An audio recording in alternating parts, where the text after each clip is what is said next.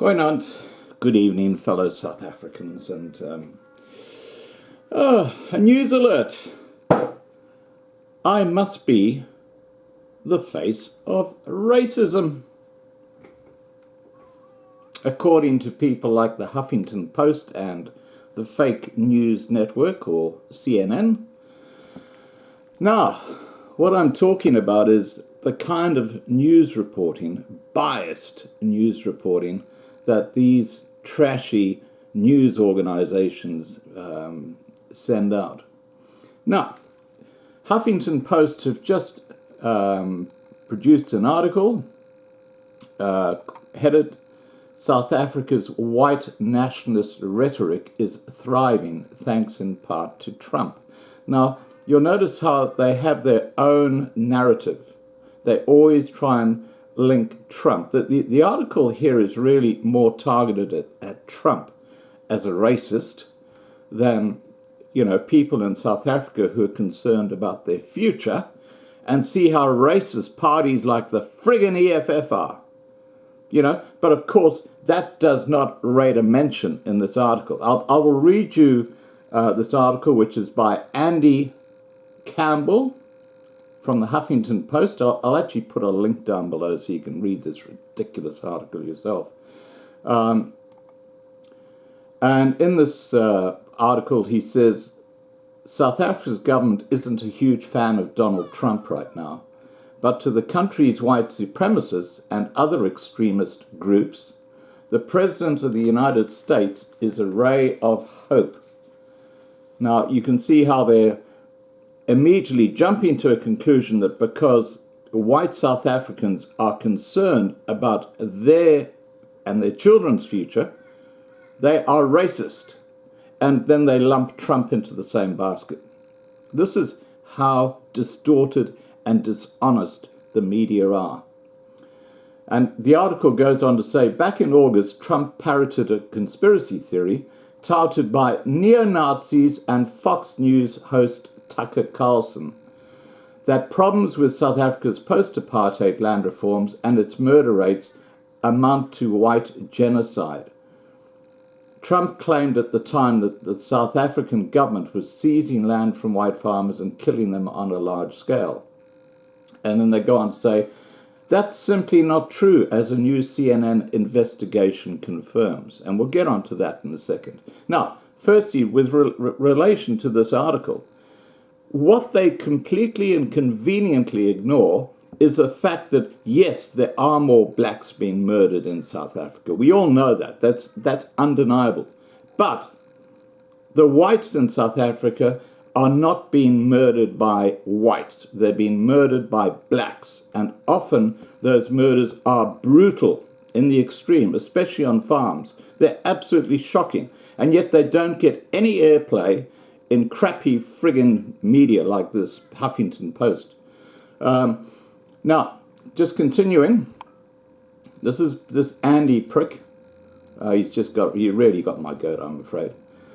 Though the notion of white genocide in South Africa has wormed its way into the conservative American mainstream, there's no evidence to support the claim that farmers, let alone white farmers, are being killed at disproportionate rates to those of other groups of people, according to CNN's report. There's a murder problem in South Africa, but it's not specific to white farmers who own more than 70% of private farmland, making up only 8.9% of the population. Now, again, you can see how they bring in these facts, which are actually racist in themselves. And they're wrong, because whites do not own 70% of the land. It's far less than that. The government owns about 70% of the land in South Africa. That's the ANC government.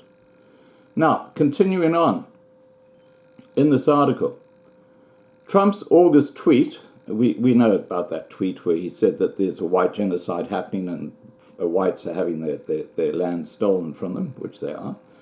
But Trump's August tweet was an immediate hit among American neo-Nazis and white supremacists. Now, isn't it amazing? You get lumped into this box because you agree that there is a genocide going on. It's nothing to do with what you think about other races. It's because you have a belief that there is a genocide going on, that you are now a neo-Nazi and a white extremist. I've been labelled. And I wear the badge with pride because I know I'm not a racist. I know I'm not a neo-Nazi. I know that these friggin' clowns who write for organizations like the Huffington Post and CNN are the monkeys in the tree. And they babble and they promote their own narrative. There is no truth to what they're saying. Okay, the article continues in the Huffington Post. Jesus has got my goat. Simon Roche, a South African white nationalist seen alongside neo-Nazis at a deadly rally in Charlottesville, Virginia last year, is the public face of his country's white genocide hysteria. He's a leader of the Satelanders, an organization of white supremacists who believe that a race war is coming. Now, what makes them white supremacists? Because they want to defend their families and themselves. This is the kind of bullshit that the American media are pushing out to their readers. You know, it is just so crappy, it's disgusting.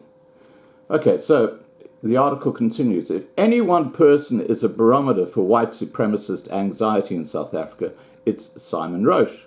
And he sees Trump as a champion of his movement. Now, again, they're roping in Trump again because they're trying to imply that Trump is a racist as well. In Trump's tweet, we saw a ray of hope, Roche told CNN. Maybe there are people out there who know and care and have power and influence. Only time will tell how much is smoke and mirrors, shadows and dust.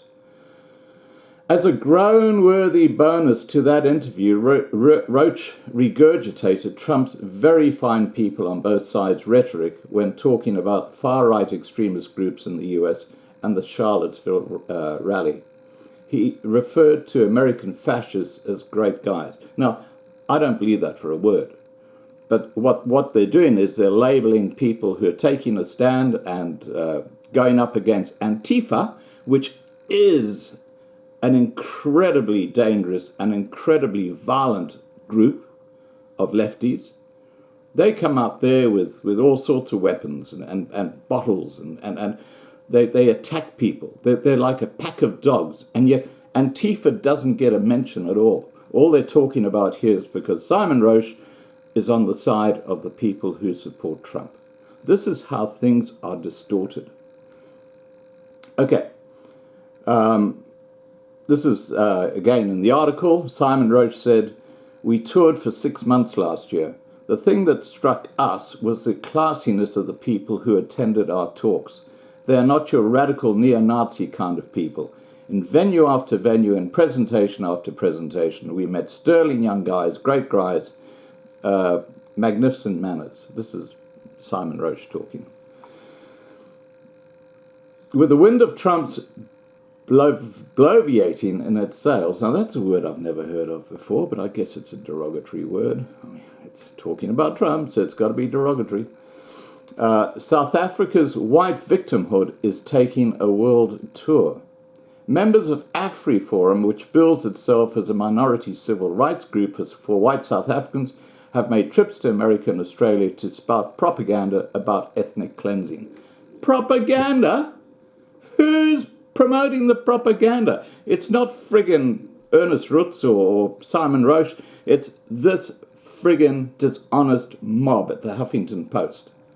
And Ian Cameron, this is the closing statement in the article, Ian Cameron, AfriForum's head of community safety, recently attributed the movement's success directly to Trump, according to the South African news site Mail and Guardian. Now, that is a completely dishonest, totally out of balance article. What about what the EFF are doing? What about that last video that I just posted up where Julius Malema clearly had incredible amount of racist talk against the whites, and yet that doesn't get a mention. This is what we're fighting, guys. This is what we're fighting. This is why channels like this one are so important, because we are getting a different message out to these friggin' assholes who call themselves journalists. I mean, they should be ashamed of themselves. Now, the CNN article is headed, And this was actually linked to the Huffington Post article. And basically, I've just, because they refer to this as proving that there's not a genocide happening in South Africa amongst the farmers. And the headline in the CNN article, now remember, this is the fake news network. They make the Huffington Post look like amateurs when it comes to just creating crap out of thin air and promoting their own specific narrative. Now, the headline is, for CNN, they're prepping for a race war and they see Trump as their ray of hope. Okay. And then the article starts, later on August 22nd, US President Donald Trump launched some trademark Twitter diplomacy after watching a segment on Fox News. The president felt moved to instruct Secretary of State Mike Pompeo to closely study the South African land, farm seizures and expropriation and large-scale killing of farmers. Newsroom editors, this is obviously in CNN, scratch their heads. State Department officials scrambled. Now, we know that the State Department never even contacted the ANC because Ramaphosa actually says that. They said that no one from the State Department ever made an approach about Trump's tweet. So that's bullshit where they say State Department officials scrambled.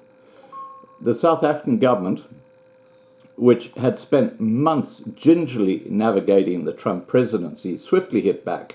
Officials called the tweet unfortunate and divisive, and Hall and the US Embassy charged affair for a dressing down.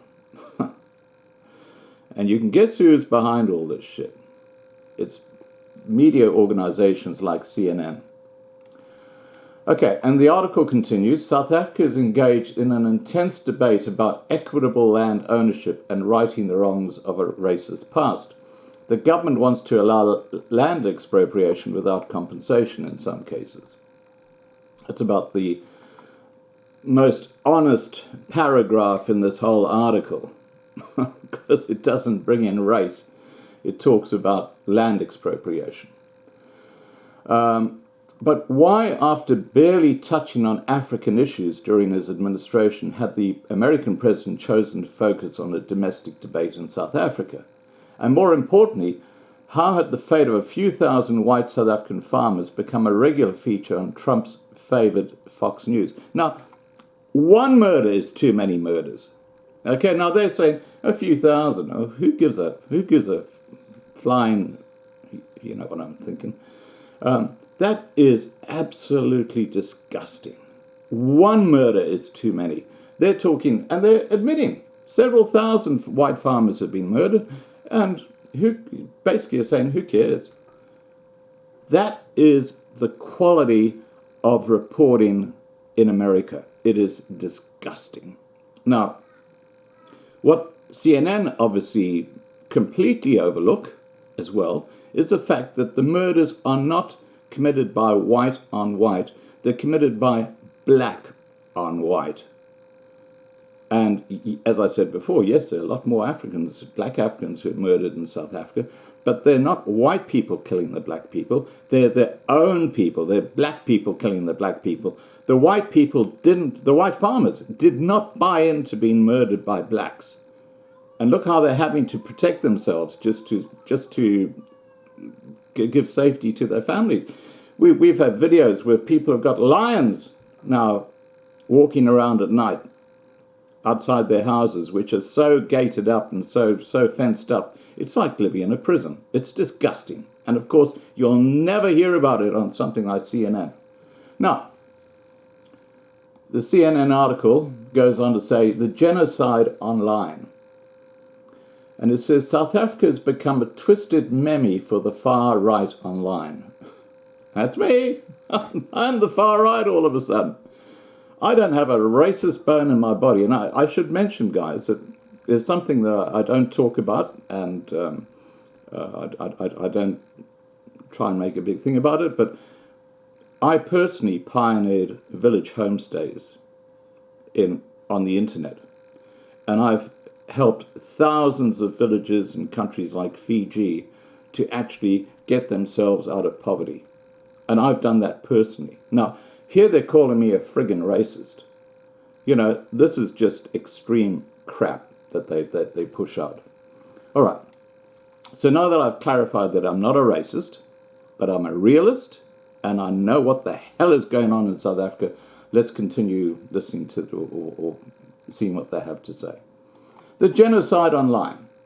South Africa has become a twisted memory for the far right online, a favourite for extreme right-wingers like Katie Hopkins, a British provocateur, and Laura Southern, a Canadian alternative media personality who've developed a substantial following. Now, you see, now they're all of a sudden right-wing radicals and so on because they're daring to speak out about what is going on in South Africa.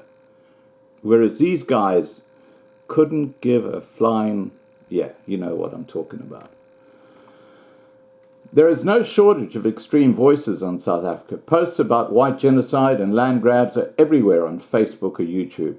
Spend a little time, though, in this alternative media universe, and the name of one South African will keep cropping up. Simon Roche, our friend from Saitlanders. Roche is ubiquitous. During interviews with conspiracy theorist Alex Jones and ultra-right media like Red Ice, or appealing directly to his followers on social media from an overstuffed leather couch, he says, "Hello, I'm Simon Roche. We represent the white people of South Africa who are presently being told that they can expect to see a genocide against them." He says this in a fundraising post, and the video, they quote, has been viewed more than 800,000 times. Well, that's great. He's getting his message out there. And the article continues. He is a public face and leader of the Saitlanders, roughly translated from Afrikaans as Southerners or Southlanders. The Saitlanders believe South Africa is heading towards a brutal race war where whites will be targeted by blacks. And I would suggest that the whites have got every reason to have that consideration in their heads, because you just have to look no further than the BLF and the EFF and what's going on in South Africa.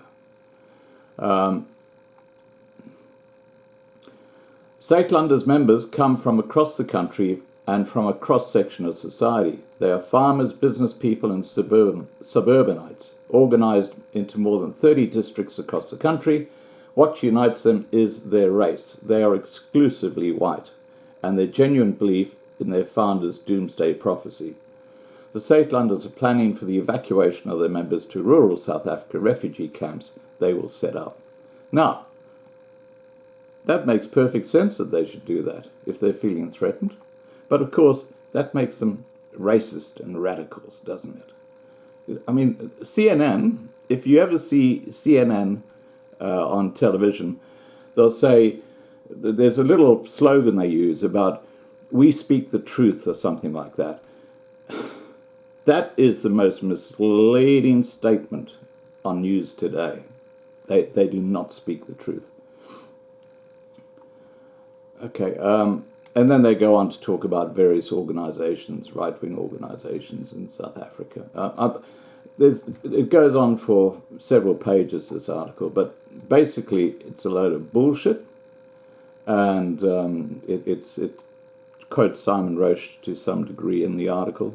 I am just appalled that the Huffington Post have totally ignored what is actually going on in South Africa and are promoting the lie that the whites in South Africa are racist and they're right-wingers.